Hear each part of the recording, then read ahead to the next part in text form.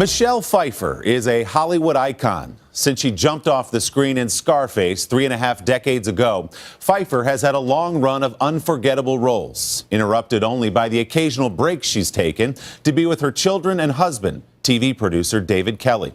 Pfeiffer also has been an icon of beauty, appearing on the cover of People magazine's first ever Most Beautiful issue, and still getting name checks in popular songs like Bruno Mars's Uptown Funk. Michelle and I got together for a Sunday sit-down at Café Carlyle here in New York to talk about her latest movie and much more. A man was rummaging around my cabin in the middle of the night. In the new film adaptation of Agatha Christie's Murder on the Orient Express, Michelle Pfeiffer stars in an A-list cast as the widow Mrs. Hubbard. Eyes linger any longer, I'll have to charge rent. I'll pay.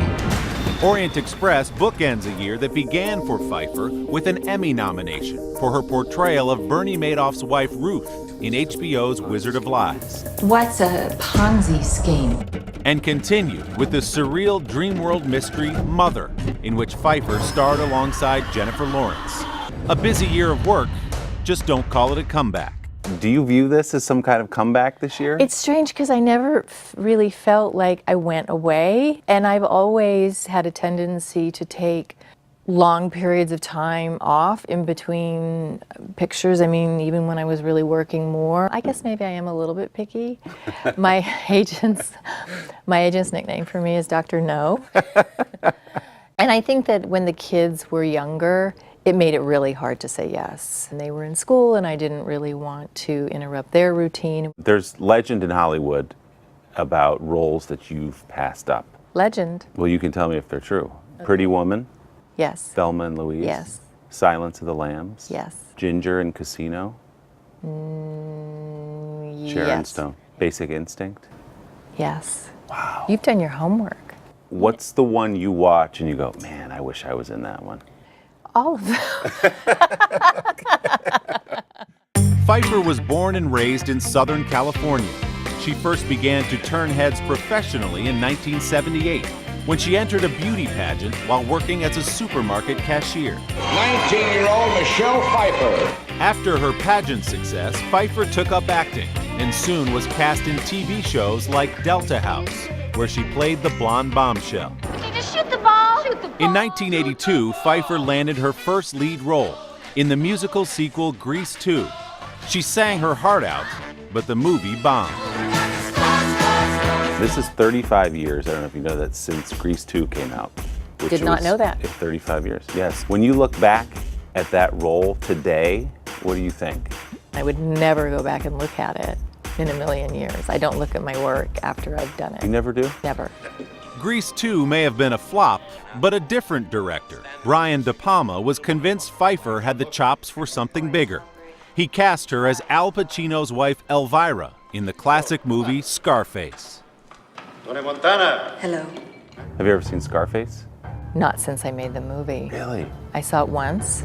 I'm getting to the point where I may not see them ever. Because I think I'm much happier because I'm very critical. So what's the point? So you're never sitting at home with David, you're flipping through the guide and No, it's like, let's click on Scarface. no, if we're flipping through the guide and I see one of my movies, I can't get past it quick enough.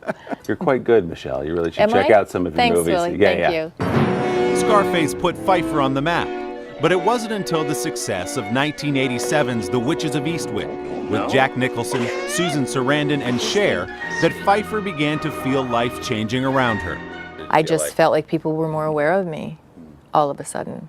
And what did that feel like to a young actress? It was a little scary for me. You've been open about this. You don't love the sort of celebrity aspect of, you're an actress who is famous by virtue of the movie she's been in, but you don't love that celebrity side of it.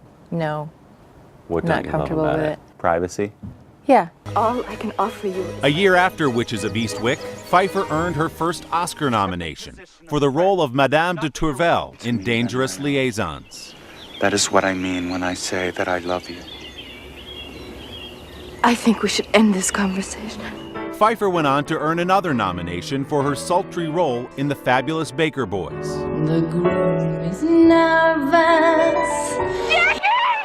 and won for Best Actress in 1992's Love Field. But it was another character she played that same year for which Pfeiffer will be better remembered. You're the second man who killed me this week, but I've got 7 lives left. Out of Catwoman's latex off-screen, Pfeiffer began dating TV producer David Kelly. They were married in 1993 and have 2 children, Claudia and John, now both in their 20s. Much of Pfeiffer's periodic time away from acting was spent raising her kids and doing a little work around the house. And is it true, you can tell me, as part of this normalcy, you're very handy with power tools? I'm very handy. And would you... I like to feel my calluses. You would really. walk into a Home Depot? Oh yeah, I went into Home Depot. I said, I would like to refinish the outside of my fireplace. How do I do that? And they, of course, look at you like you're nuts, because you are. But they did, and I did. You did it? I did it. How'd it turn out? Good. Pfeiffer's latest shift from family life back into the spotlight comes at a time when the movie business is under intense scrutiny. Harvey Weinstein, James Toback, and Kevin Spacey are among the big names accused of sexual harassment and assault in an ugly Hollywood culture now being exposed. When you heard those stories, did you say, yeah, that sounds familiar, or were you shocked by them? I was shocked, and I think more shocked by how systemic the issue is. Is it something you've experienced over your career? I've had situations, yeah. You just didn't talk about it. You just put it away somewhere. What's been There's so much shame involved in it, you know? I was with a friend of mine and we were just chatting and, I shared something with her. I said, he hit on me.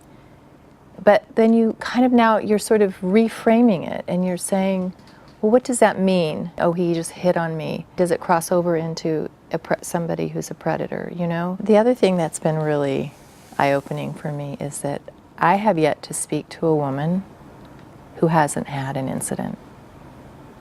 Who hasn't? Who has not. On the range of he hit on me to sexual assault, somewhere in there. I'm saying some incident. Yeah. So what changes from here? I think that it will cease to be normalized and that it will change. Even after 35 years in Hollywood, Michelle Pfeiffer says one thing hasn't changed. She still gets nervous when she arrives on a set, and she did again for Murder on the Orient Express. I think people hear that and they go, this is this iconic, accomplished actress. How could she possibly be nervous? Well, okay, imagine whenever you start a new job, you're always nervous your first few days, your first week. Always afraid you're going to be fired because you mess up. You still feel that way? I don't think I'm that unusual. I may just be one of the few people who's willing to share it. Murder on the Orient Express is in theaters now, and Michelle's comeback that's not a comeback continues into next year with a role in Ant-Man and the Wasp. That's the sequel to the hit Ant-Man movie. It comes out next summer. To hear more from Michelle Pfeiffer and all of our Sunday sit-downs, check out our web extras at today.com/Sunday. Hello, Today fans. Thanks for checking out our YouTube channel. Subscribe by clicking that button down there and click on any of the videos over here to watch the latest interviews, show highlights, and digital exclusives.